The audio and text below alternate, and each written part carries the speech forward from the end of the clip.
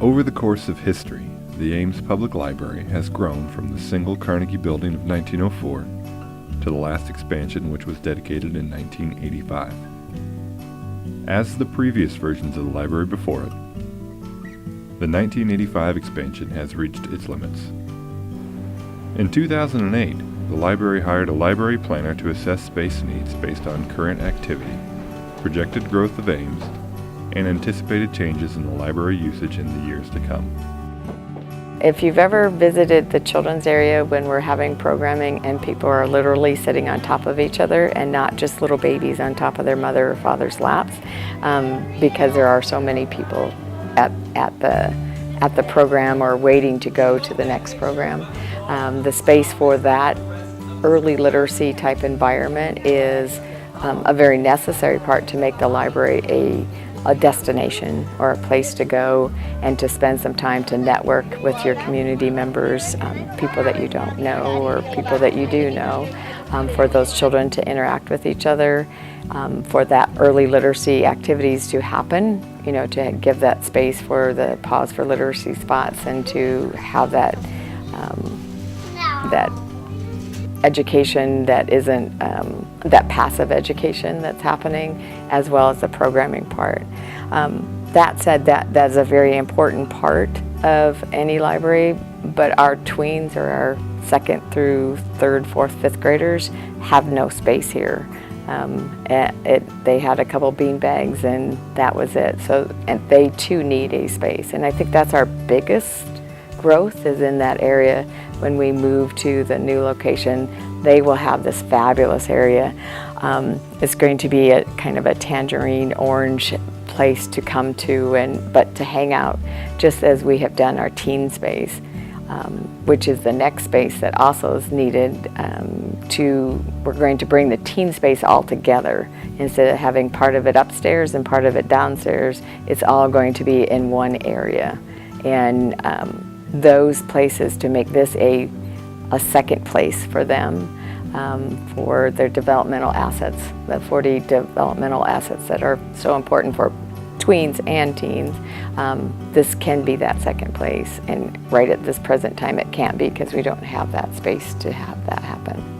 If you spend a lot of time in this building, you notice that the building is kind of rebelling against us at this point. Just last week we had a sewer backup. I don't remember if it was last summer or the summer before. We went for at least a week or more during the highest heat when the air conditioner just wouldn't work. We just come across so many issues. If you're here on a rainy day, you'll see buckets placed around. There is a lot of upkeep that needs to happen to this building. But in addition to that, we're just running out of space in so many areas, so many key areas, that we really need to add on just to be able to serve kids with story times for as many children that come through. We come across a lot of issues of flexibility where the walls are where they are, and we can't change that at this point.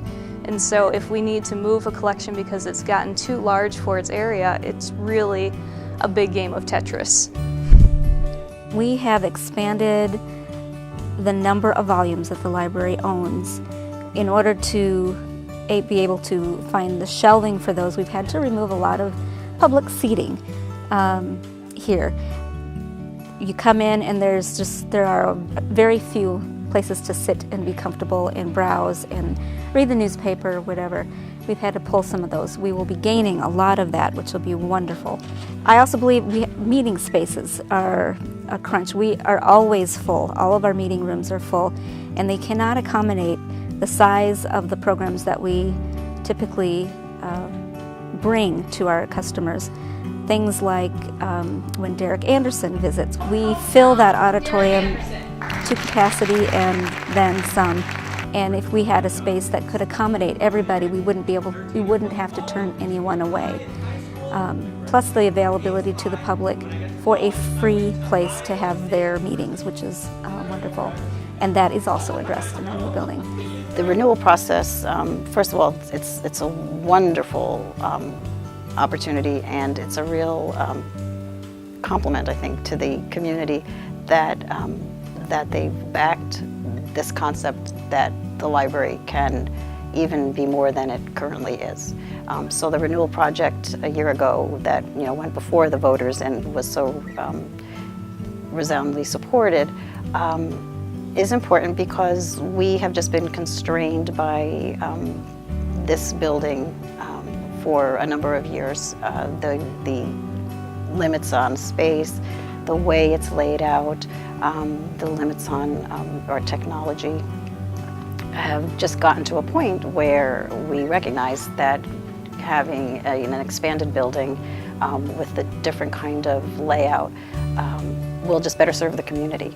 So it's really important because this community deserves to have the kind of library that can really do even more than we're currently doing. And we do great things already, and I think the community clearly supports us in this space already. So I think the renewal project's important because we just recognize that this is a terrific community that really can continue to support the library in more ways in the future, and that requires a different kind of space.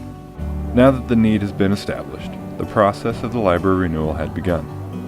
2009 and 2010 would bring public input meetings and funding feasibility studies, all culminating in the $18 million bond referendum, which passed with 76% of votes cast saying yes on November 8, 2011. With the referendum passed and designs of the future building completed, there was only one thing left to do: build it. But to do that, the library had to vacate 515 Douglas so the building could be renewed. Not only did they have to leave their current space, but they had to move the entire collection into a temporary space. It's a complete renovation of the existing buildings, some demolition, and then an addition of a two-story addition to the building. But really what it is we started way back several years ago looking at what needs do we have that aren't being met by the facility, and what things could we be doing for the community into the future. And so what the renewal project does is answers all of those, meets all of those needs, answers all of those needs. And so it's more than just a building, it's a mindset too. It's a moving toward the future with a flexible space and flexible approach to serving the public. Yeah, I've enjoyed coming alongside the design team to understand the scope of the project, but it's really, as you know, a complete renovation of the existing facility. As well as additional space, a new home for the bookmobile, and in addition to the Southwest. It'll be a complete new facility when it's all done, while at the same time preserving the 1904, 1940 building, and a lot of the features there will remain intact. But obviously there's a lot more to the programming and capacity that the library will have when we're all done. I tried to explain it to my 3-year-old, which was interesting. She couldn't wrap her head around. And I think that she has basically the same experience that many of my friends and family have. You're going to move all the books and all the shelves? Yep, we're going to put them in a new building. And it's all going to fit? Yep, we'll be fine. So just trying to get them to understand that it's going to be insane for a short period of time, and then we're going to be cramped for a short, slightly longer period of time, and then it's going to be fabulous. And I think that's where a lot of our staff are already visualizing the fabulous, visualizing when we get to come back, and they're glossing over the 18 months that we're going to be gone. We can do that, no problem. Because when we get back, it's going to be so wonderful. We made a list very early on of what we needed, and it was not realistic that we would be able to find that, and we of course knew that, but we had a few things that would be ideal. The location that we're going to is as close to that ideal as exists. It's a little bit smaller than we initially had identified. but we needed something that was either slab on grade or had the load-bearing capacity to hold books. Libraries are built differently than other buildings just because of the sheer weight of all of the book stacks. We wanted something that was near downtown and centrally located. We needed something that was on bus routes and had ample parking and was easy for people to get to. We wanted a space that would allow us to have more than just a warehouse of books, but would actually allow us to have a great library experience for the community during this transition time. So we made a list of all of those kinds of attributes that a facility would have to have, and we went shopping, and there wasn't much out there. So when we thought, when we thought that we were losing that space that we had identified, it was pretty awful, and we had a great outpouring of support from the community at that point too, of people offering spaces and something that we might be able to cobble together 3,000 square feet here and 6,000 square feet there. We really wanted to be able to have a space where people would feel like it's a library, and a good library. This community deserves a good library, and we didn't want them to have to go without for a long period of time. So we are very lucky that we were able to find something that meets most of those criteria. The one thing I don't think they really realize is that the staff also decided with the board that we are not hiring a company to come in and move the library for us, which many libraries choose to do. It is an extreme expense to have a company come in and do that. We've chosen not to because staff have said we can do this with public help.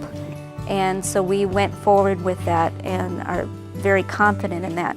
So we were able to then, instead of spending the money on that, we're able to spend it on things that we can use in the library. So a lot of people maybe might not be aware of that piece of it. So it's unusual for us to do it on our own, but we're gonna do it.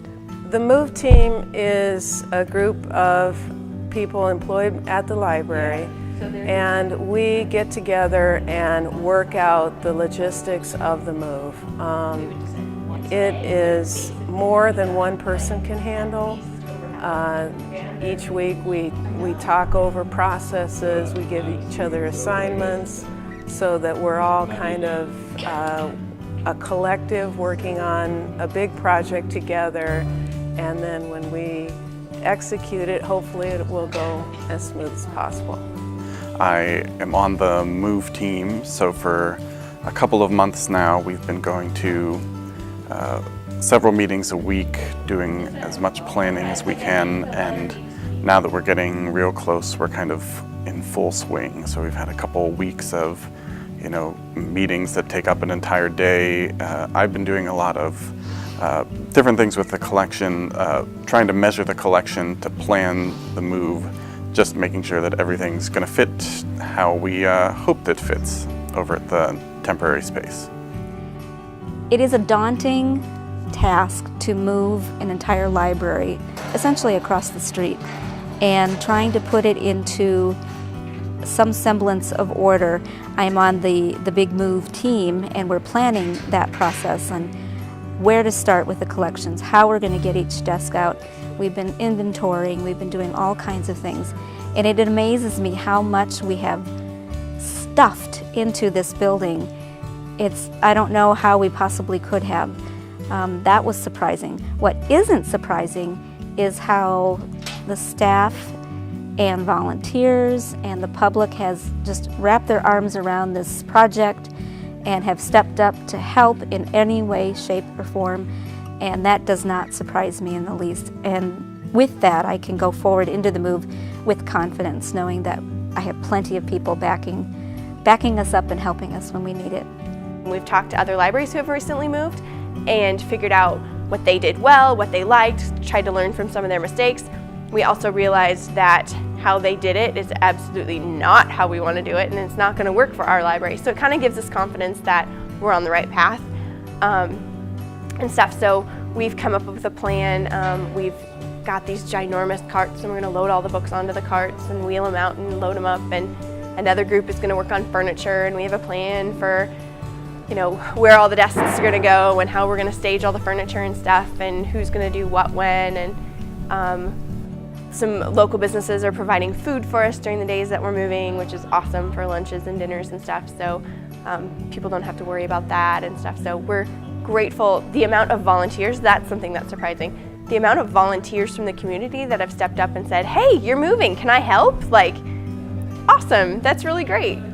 We've had so much support in that area and stuff, and being able to grab them and use them in a way and figure out how we can use them is another thing too, because we really want to, our staff is the first people that we plug in, and making sure that they have enough time to do what they need to do during the move, and then the volunteers can fill in those gaps and figure out you know, how we move every fixture and every desk and every book from one place to another. So The move, originally scheduled for 3 weeks, was completed in just 6 days.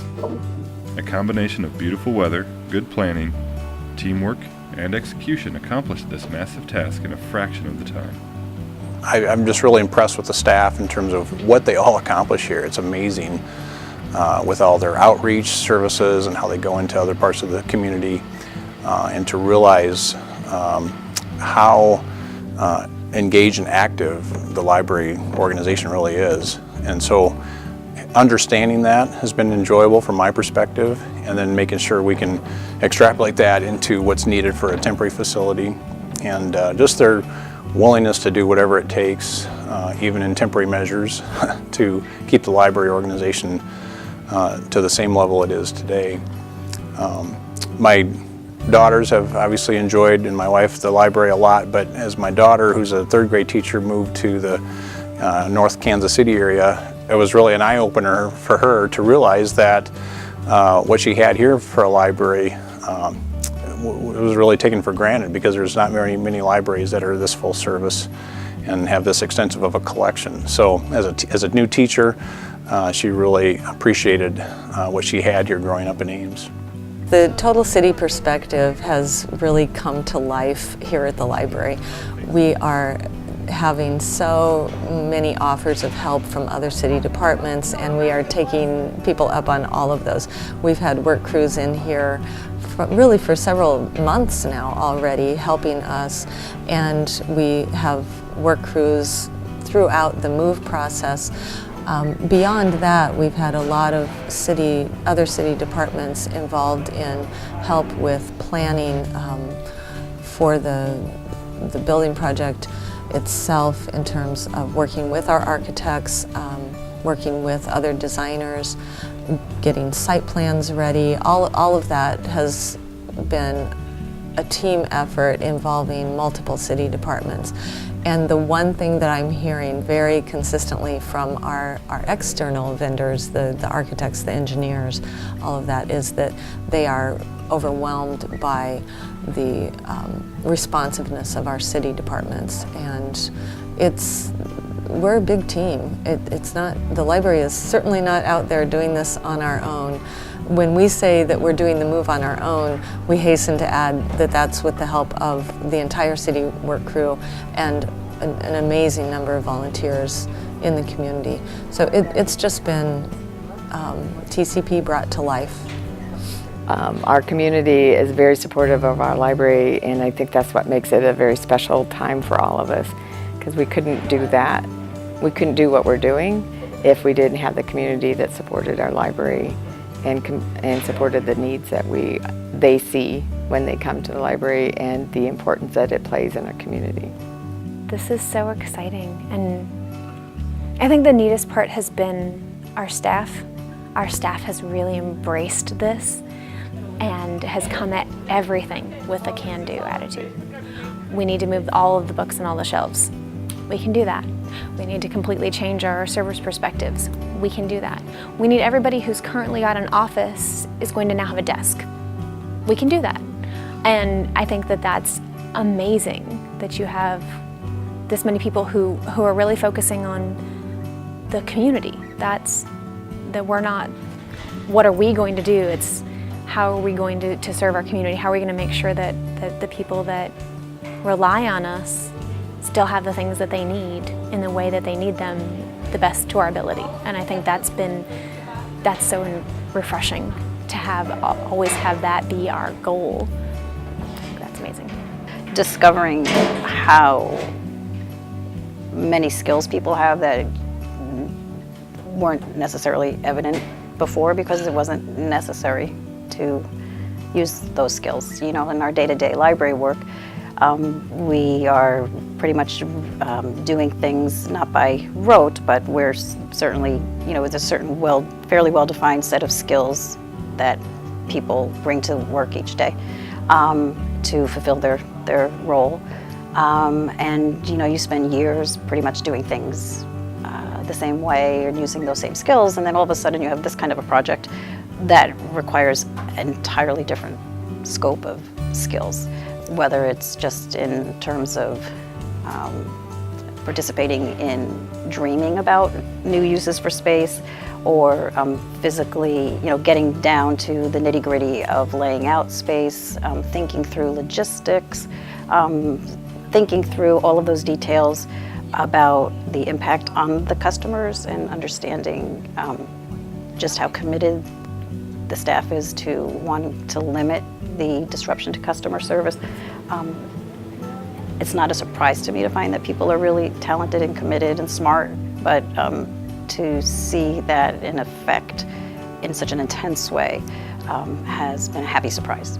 You know, it's really kind of humbling to see the level of skill and commitment that the staff has brought to this undertaking.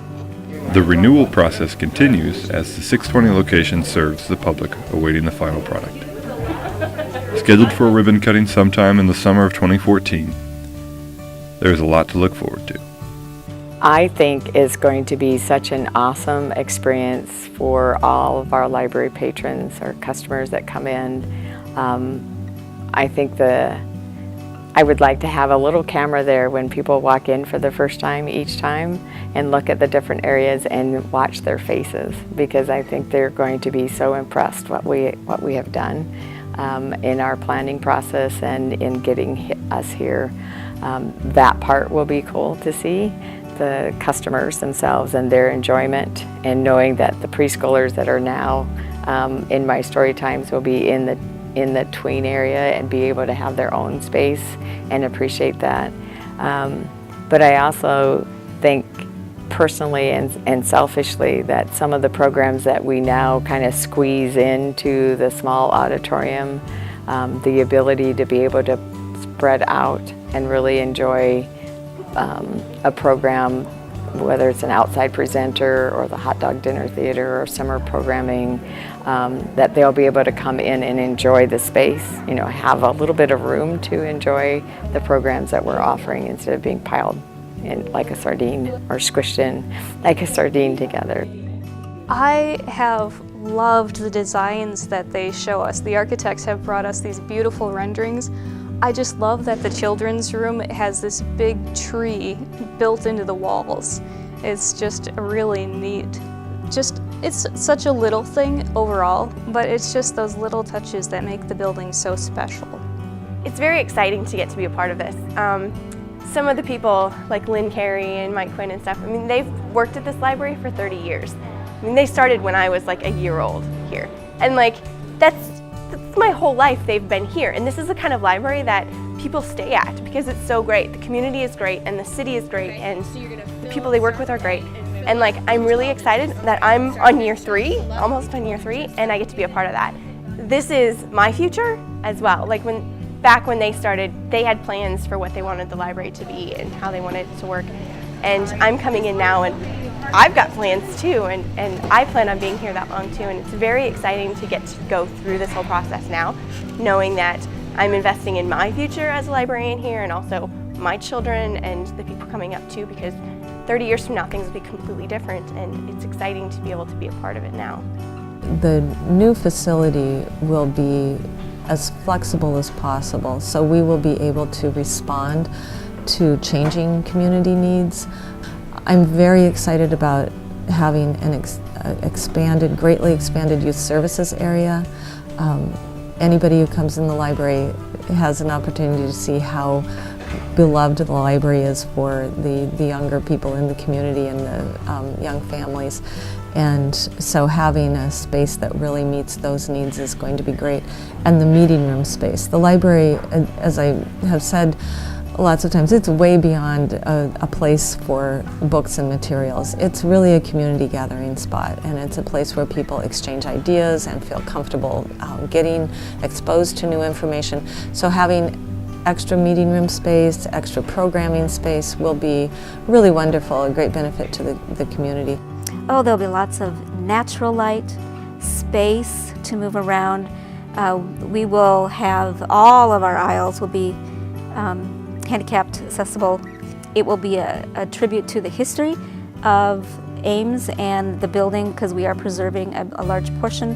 The 1940 version of our library is going to be preserved but also highlighted, and many things from the community will be brought into the library, historically speaking, and we're excited about that. So it's honoring the residents and the community of Ames.